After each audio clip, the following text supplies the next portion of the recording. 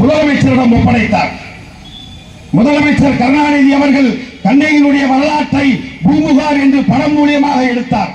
ஆக இந்த வரலாறுகளை எல்லாம் இன்றைக்கு தமிழக மண்ணில் சொல்ல வேண்டிய அவசியம் இருக்கிறது. நமது மக்கள் முன்னேற்ற கழகம் எங்களுடைய பாரம்பரியம், அதாவது தூய மண், தூய காற்று, சுகாதாரமான வாழ்க்கை, இது போல நம்ம புரிஞ்சுக்கிற வேண்டியது என்னன்னா, நம்மளுடைய பாரம்பரியத்தை, நம்மளுடைய கலாச்சாரத்தை, நம்மளுடைய மரபுகளை கட்டி காக்க வேண்டும். இலங்கையிலே யுத்தம் நடந்த பொழுது புத்த பிச்சைகள் முதலில் தீக்கிரையாக்கப்பட்டது எது தெரியுமா? தமிழகத்தில் பாரம்பரியமான புத்தகங்களை பாதுகாத்து வைத்திருந்த நூலகங்களை தீக்கிரையாக்கினார்கள். ஹிட்லர் ரஷ்யாவை எதிர்த்து மிகப்பெரிய போர் யுத்தத்தை நடத்திய பொழுது அலெக்சாண்டிரியா நூலகத்தை தீக்கிரையாக்கப்பட்டார்கள். ஏன் என்று நீங்கள் புரிந்து கொள்ள வேண்டும். அலெக்சாண்டிரியா நூலகம் என்பது 2000 ஆண்டு சரித்திர நூலகங்களை பாதுகாத்து வைத்திருந்த நூலகம் தீக்கிரையாக்கப்பட்டது. இலங்கையிலே புத்த பிச்சைகளால் தமிழகத்தினுடைய பாரம்பரிய மக்கள் நூலகங்கள் தீக்கிரையாக்கப்பட்டது. அந்த இலங்கையில் தான் இன்றைக்கும் கண்ணகிக்கு வழிபாட்டு முறை நடந்து கொண்டிருக்கிறது. கண்ணகியை தெய்வமாக கும்பிட்டுக் கொண்டிருக்கிறார்கள். உலகத்தில் இருக்கிற 152 நாடுகளில் கிட்டத்தட்ட 88 நாடுகளில் தமிழன் வாழ்கிற அனைத்து இடத்திலும் கண்ணகிக்கு சிலை வைத்து கண்ணகியை தெய்வமாக வழிபட்டுக் கொண்டிருக்கிறார்கள். இப்பேற்பட்ட வரலாற்று சிறப்புமிக்க இந்த மேலக்கூடலில் இருக்கக்கூடிய கண்ணகி கோயில் தமிழக கேரள எல்லை பிரச்சனையாக வந்து கொண்டிருக்கிறது. கண்ணகி கோயில் என்பது நம் பாரம்பரியம் மிக்க கோயில். நமது மக்கள் முன்னேற்ற கழகத்தினுடைய நிறுவன தலைவர் அடுத்து அறிவிக்க போகிற மிகப்பெரிய நடைபெறணும், மிகப்பெரிய விஷயம் தமிழ்நாட்டில் சொல்றார். கண்ணகி கோயில் தமிழ்நாட்டிற்கு சொந்தம். பௌர்ணமி திருவிழா காலங்களில் திறக்கப்படுகிற கண்ணகியினுடைய ஆலயத்தில் மும்பாலமும் பூஜை நடைபெற வேண்டும். இல்லை என்று சொன்னால் நடைபெறுகிற தமிழ்நாட்டினுடைய வருங்கால சட்டமன்றத்தில், தமிழகத்தினுடைய சட்டமன்றத்தில் யார் ஆட்சிக்கு வருவார்கள் என்பதை கண்ணகி கோயில் தான் தீர்மானிக்கும். அந்த தீர்மானிக்கிற சக்தி நமது மக்கள் முன்னேற்ற கழகத்தினுடைய தலைவர் ஜெகநாத் மிஸ்ராவால் தான் நடக்கும். பேருந்து நிலையத்திற்கு மங்கள தேவி கண்ணகி பெயரை வைத்திடு வைத்திடு என்று சொல்லி ஆர்ப்பாட்டம் ஜெகநாத் மிஸ்ரா தலைமையிலே ஆர்ப்பாட்டம் ஆர்ப்பாட்டம். நமது மக்கள் முன்னேற்ற கழகம் சார்பாக ஆர்ப்பாட்டம், கவன ஈர்ப்பு ஆர்ப்பாட்டம். தமிழக அரசு செயலாற்ற, கம்பம் மக்களுடைய உரிமைக்காக போராட, கம்பம் சட்டமன்ற தொகுதியில் நின்று வென்று சட்டமன்றத்துக்கு செல்ல இருக்கின்ற நம் அன்பு தலைவர் ஜெகநாத் மிஸ்ரா அவர்களே, உங்களை இந்த நேரத்திலே வணங்குகிறோம், வாழ்த்துகிறோம். அதே போன்று இந்த நிகழ்ச்சிக்கு முன்னிலை எடுத்து நடத்தி கொண்டிருக்கின்ற அன்புக்குரிய என்னுடைய அன்பு நண்பர் கூடலூர் செல்வேந்திரன் அவர்களே, மாநில பொறுப்பில் இருக்கின்ற பல்வேறு நிர்வாகிகளை உங்கள் அத்தனை பேருக்கும் பணிவான வணக்கத்தை சொல்லிக்கொள்ள கடமைப்பட்டிருக்கின்றேன். ஜெகநாத் மிஸ்ரா என்றால் இந்தியாவிலே வடக்கு கிழக்கு பகுதியில் ஒலிக்கின்ற மிகப்பெரிய பெயர் என்பதை நீங்கள் தெரிந்து கொள்ள வேண்டும். மிஸ்ரா என்ற பெயர் இந்தியாவில் மட்டுமல்ல பல்வேறு நாடுகளில் அந்த மிஸ்ரா என்ற பெயர் ஒலித்துக் கொண்டிருக்கிறது. அதுபோன்று இன்றைக்கு தமிழகம் முழுக்க அண்ணன் மிஸ்ராவுடைய, ஜெகநாத் மிஸ்ராவுடைய பெயர் இன்றைக்கு ஒலித்துக் கொண்டிருக்கிறது. கட்சி தொடங்கிய நாளிலே 50 ஆண்டு காலம் 60 ஆண்டு காலம் இயக்க நடத்தியவர் கூட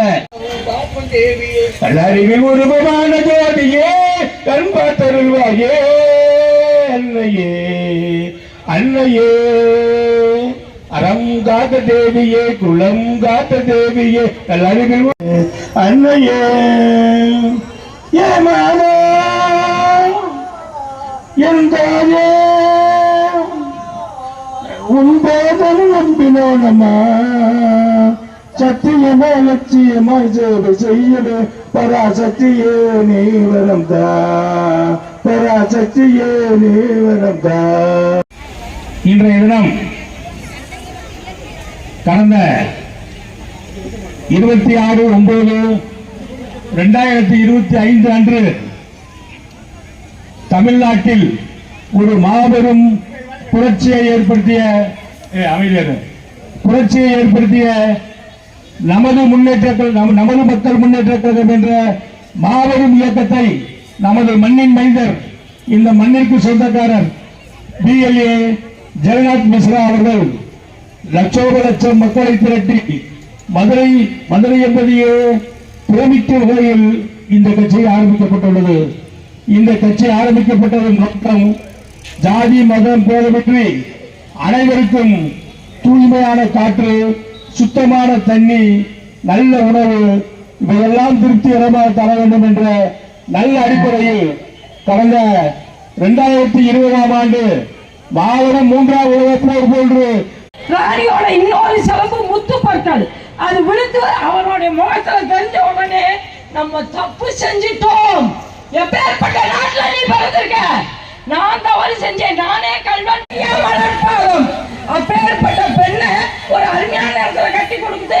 சரியில்லாம உங்க மாதிரியே சரியில்லாம அந்த அம்மா பொழைக்கிறதுக்காக பாண்டிய நாட்டுக்கு வந்தாங்க. பொழைக்க தான் காலில் போட்டிருந்த சிலம்ப எடுத்து கணவர்கிட்ட கொடுத்து இதை போய் வித்துட்டு வா நம்ம பொழைச்சுக்கலாம்னு சொன்னாங்க. ஆனா அதை விற்க போன பக்கம் தவறு நடந்து அவனை கொன்னுட்டாங்க. அந்த கண்ணகி அம்மா தான் உங்க முன்னுக்கு காட்சிக்காக நிறுத்தி வைக்கப்பட்டுள்ளது. அவர்கள் அந்த சிலம்புடன் ஒரு சிலம்பை மட்டும் புருஷங்கிட்ட கொடுத்துட்டு இந்த அம்மா வீட்டுல இருந்தாங்க. எங்க கணச்சனங்கள் மதுரையில் அங்க இந்த ஒரு பொற்கொள்ளத்தை போய் இந்த நகையை கொடுத்த போது அவன் ராணியோட நகைய திருடி இருந்திருக்கான் சிலம்ப. இத கொடுத்து ராஜாட்ட சாந்தமாயிருவோன்னு சொல்லி அந்த சிலம்ப கொண்டு போய் சிலம்ப திருடினவனை கண்டுபிடிச்சிட்டேன் நீங்க சொல்லுங்க அரசேன்னு சொன்னோன்னு அந்த ஒரு அவசரப்பட்டு அவனை கொண்டுட்டு அந்த சிலம்ப கொண்டு வான்னு சொல்லிட்டான். இந்த சிலம்ப கொண்டு வான்னு சொல்லிட்டான். யோசிக்காம அவன் விளைவு அவனை பழங்கானத்தம் பக்கத்தில் இருக்கிற கோவலன் கொட்டலில் அவனை வெட்டிட்டாங்க. மங்களதேவி கண்ணகி தேவியினுடைய பெயரை சூட்ட வேண்டும் என்ற இந்த ஆர்ப்பாட்டத்தை தலைமை தாங்கி நடத்தி கொண்டு இருக்கக்கூடிய நமது மக்கள் முன்னேற்ற கழகத்தின் துணை பொதுச் செயலாளர் அருமை சகோதரர் கூடல் சி செல்வேந்திரன் அவர்களே, மாவட்ட அமைப்பாளர் அருமை மாமா கெச்சம் ரஹமத்துல்லா அவர்களே, ஊடக பிரிவு செயலாளர் அருமை தம்பி அப்தாயர் அவர்களே, மாநில பொறுப்பாளர் அருமை அண்ணன் KR சுப்பியானன் அவர்களே, மாநில இளைஞரணி செயலாளர் ஆற்றமிகு செயல் வீரர் அருமை தம்பி MS மணி அவர்களே, DNT போராட்ட கழக தலைவி அருமை அம்மா தௌமணி அம்மாள் அவர்களே, மாநில முதன்மை செயலாளர் அருமை சுரா அவர்களே, மாநில இளைஞரணி துணை செயலாளர் அருண் அவர்களே, ஐயர் அவர்களே, மாவட்ட அமைப்பாளர் பன்னீர் அவர்களே, மாநில அமைப்பாளர் அருமை மாமா குரம்பேட்டை சீனிவாசன் அவர்களே, இங்கே வருகை புரிந்திருக்கக்கூடிய தோழர்களே, கழக பொறுப்பாளர்களே, உங்கள் அத்தனை பேருக்கும் என்னுடைய நெஞ்சார்ந்த நன்றிகளையும் வாழ்த்துக்களையும் தெரிவித்துக் கொண்டு நமது மக்கள் முன்னேற்ற கழகம் நேதாஜி சுபாஷ் சந்திர போஸ் வழியிலே அவருடைய கொள்கைகளை ஏற்று நாம் போராடி வருகின்றோம். நம்முடைய போராட்டம் என்பது மக்களுக்கான போராட்டம்.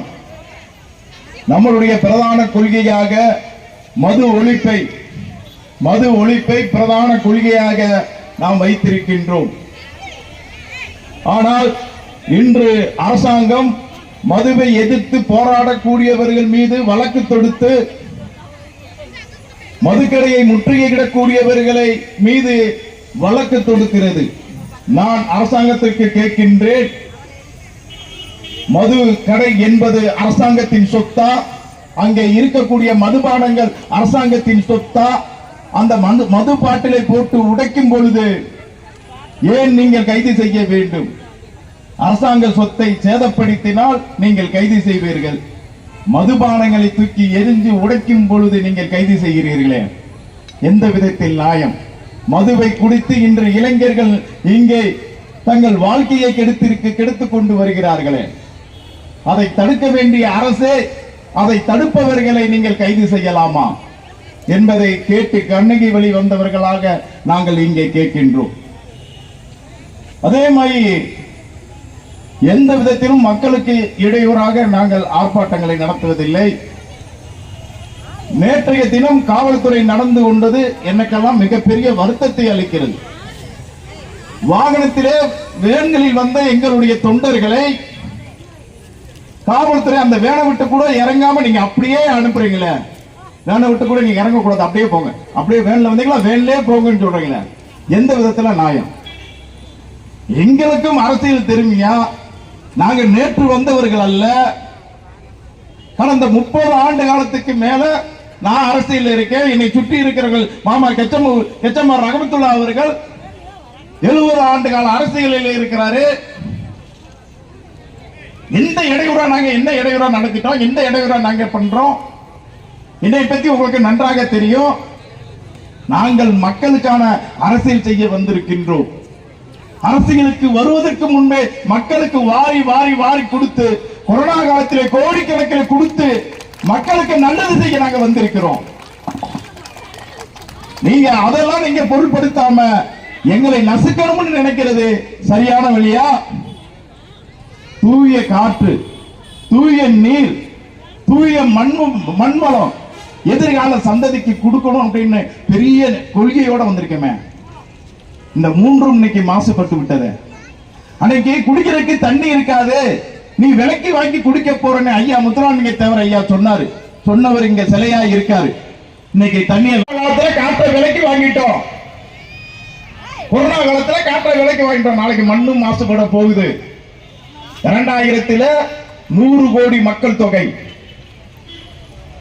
2020 140 கோடி மக்கள் தொகை, 2040 200 கோடி மக்கள் தொகை இந்திய ஜனத்தொகை ஆக போகுது.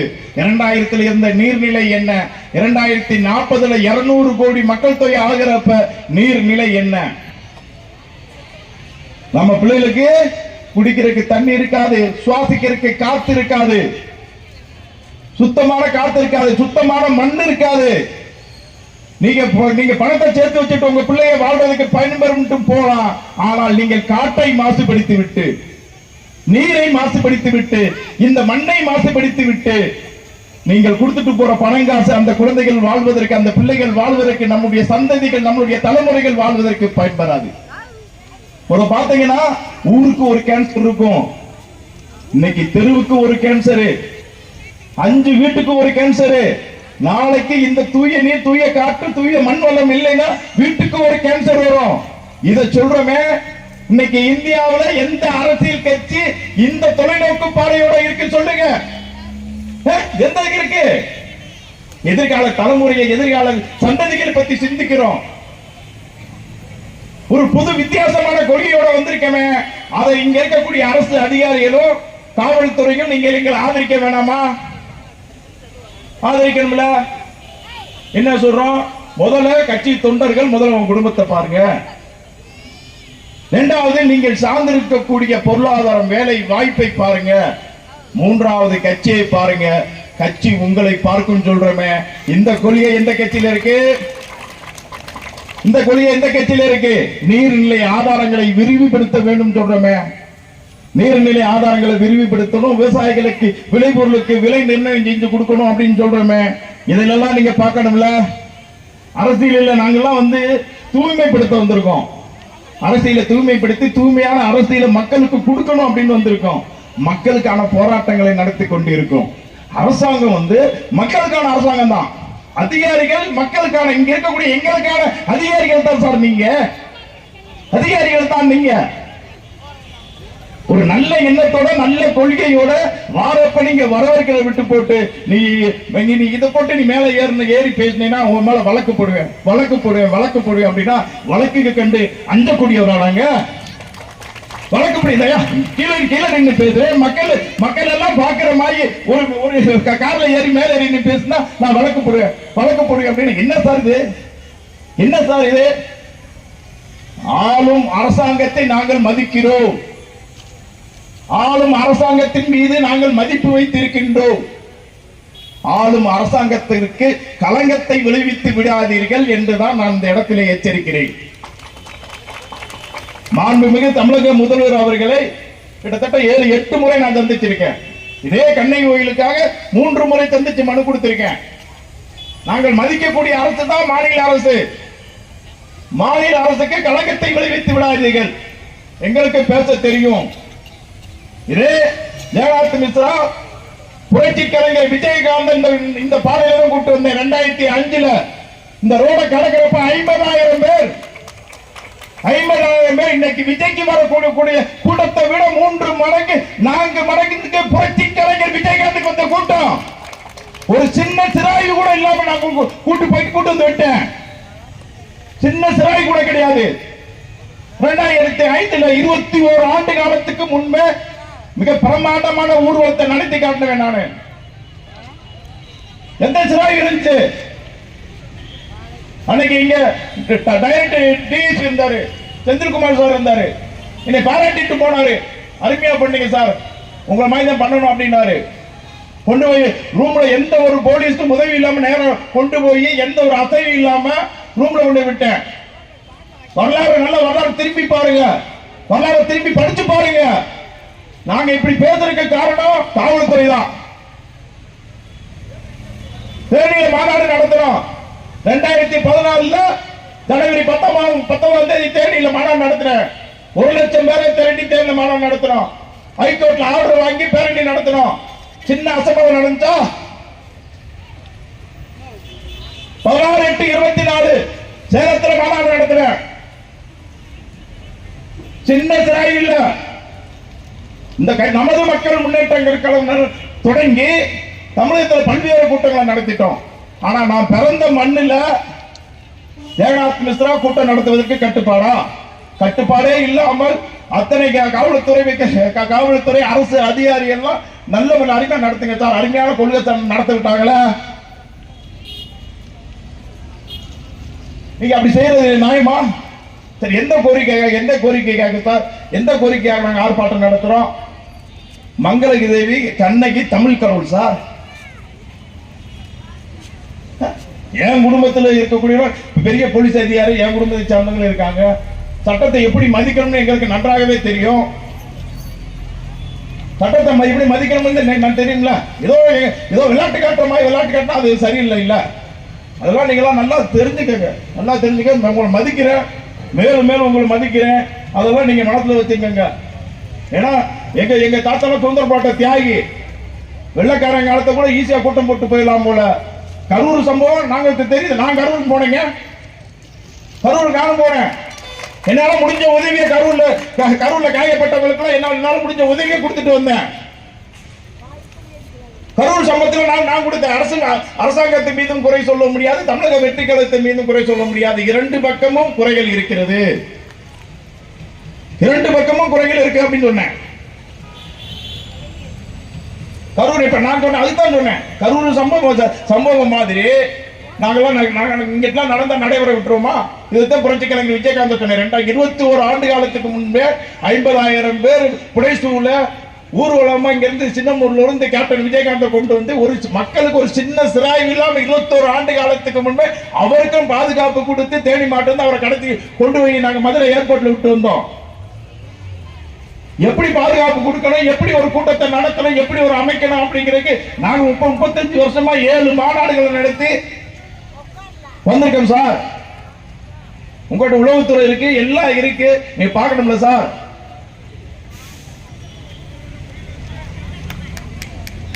நீங்க எதுக்காக போராட்டம்? மங்களதேவி கண்ணகி இந்த மண்ணு வந்து ஐயா பிடிஆர் பிறந்த மண்ணு, பொன்னம்பலம் தியாகராஜன் அவர்கள் பிறந்த மண்ணு.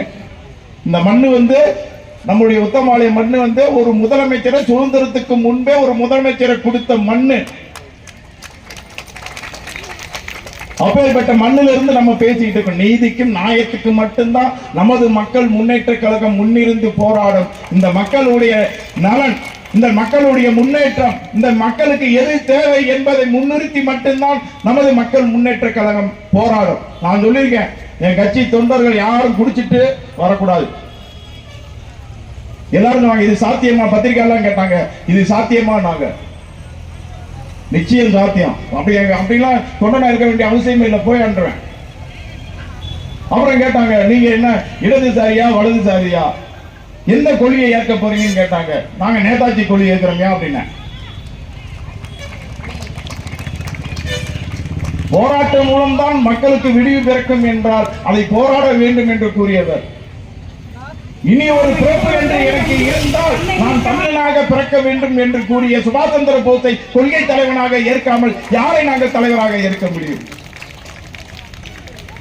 அதே மாதிரி நமது மக்கள் முன்னேற்ற கழகத்தின் பிரதான கொள்கையை வலிமையான போராட்டங்கள் மூலம்தான் நாம் மக்களுக்கான போராட்டங்களை வெற்றிகரமாக நடத்த முடியும். வலிமையான போராட்டத்தை நடத்த வேண்டும் என்று நடத்தி கொண்டு இருக்கக்கூடியதான் நம்மளுடைய இயக்கம் என்பதை கூறிக்கொண்டு, கண்ணகி தேவி முதல் பெண் தெய்வம்.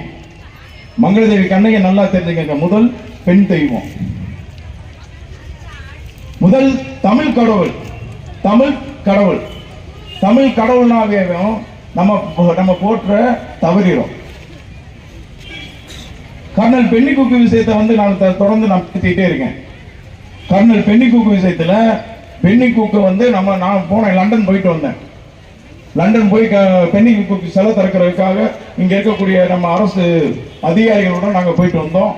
அங்க போயிட்டு வந்தப்ப அங்க பென்னிகுக்குடைய ஃபேமிலி குடும்பத்தெல்லாம் பார்த்துட்டு அவருடைய குடும்பத்தை பற்றி ஆய்வு செய்து, அப்புறம் ஸ்காட்லாந்து போன்ற பகுதிகள்லாம் போய் அங்க இருக்க அணைகள்லாம் நாங்க போய் ஆய்வு செய்தோம். கிட்டத்தட்ட 150க்கு மேற்பட்ட அணைகள் கட்டப்பட்டிருக்கு. ஒரு அணை 2 அணை அல்ல, 150 அணைகள் கட்டப்பட்ட இங்கிலாந்து அரசாங்கம் முல்லை பெரியார் அணை ஒரு அணை கட்டுவது பெரிய விஷயம் அல்ல. பென்னிகுக்கு அவர்கள் ஒரு இன்ஜினியர், வல்லமை படைத்த ஒரு இன்ஜினியர். அவர் முல்லை பெரியார் அணையை கட்டி இருக்கிறார். அவரை நாங்கள் தலையில் தூக்கி வைத்து கொண்டாடுகின்றோம். அதே வேளையில முல்லை பெரியார் அணை அவர் மட்டும் கட்டளையே, அந்த முல்லை பெரியார் அணை கட்டுவதற்கு பாடுபட்ட தமிழர்கள் இருக்கிறமே. நம்முடைய ஐயா பேத்தவர் இருக்காரு, ஆங்கூர் ராத்தர் இருக்காரு, கல்லு கவுண்டர் இருக்காரு, பள்ளியப்ப செட்டியார் இருக்காரு, சாமுவேல் ஆச்சாரி இருக்காரு, இது போன்ற எண்ணற்ற தமிழர்கள் இருக்கிறார்களே. மேற்கொண்டு ஆய்வு செய்தார்.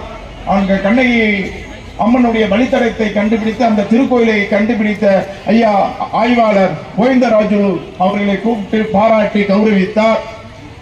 அவர் வழியிலே ஆட்சி செய்யக்கூடிய ஐயா நம்முடைய மாண்புமிக்க முதல்வர் அவர்கள் நம்ம குமுளி பேருந்து நிலையத்துக்கு கண்ணகி பேரை சூட்டணும் அப்படிங்கிறது தான் நம்மளுடைய பிரதான கோரிக்கையா நம்ம சொல்லிக்கிட்டு இருக்கோம். தமிழர்களை தூக்கி பிடிப்பதிலே எந்த விதத்திலும் நாம் பின்வாங்கி விடக் கூடாது.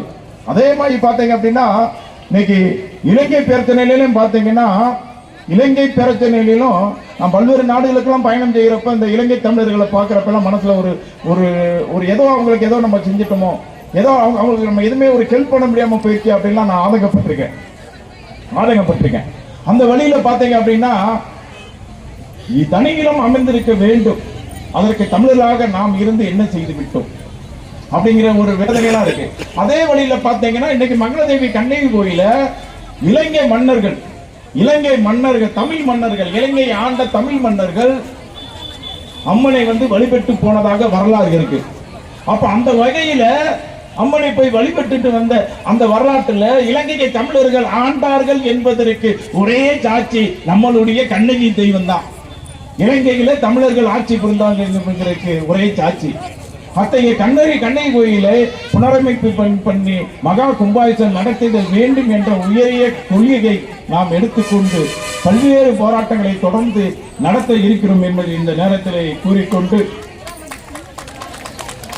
அந்த கண்ணகி நீதி யாத்திரையிலும் நீங்கள் பெருந்திரளாக கலந்து கொண்டு கண்ணகி நீதி யாத்திரையை மாபெரும் வெற்றியாக நீங்கள் நடத்திட வேண்டும் என்று உங்கள் அனைவரையும் கேட்டுக்கொண்டு, தற்போது அமையவிருக்கக்கூடிய குமுளி பேருந்து நிலையத்திற்கு கண்ணகி பெயரை சூட்டுவதுதான் சிறப்பாக இருக்கும் என்ற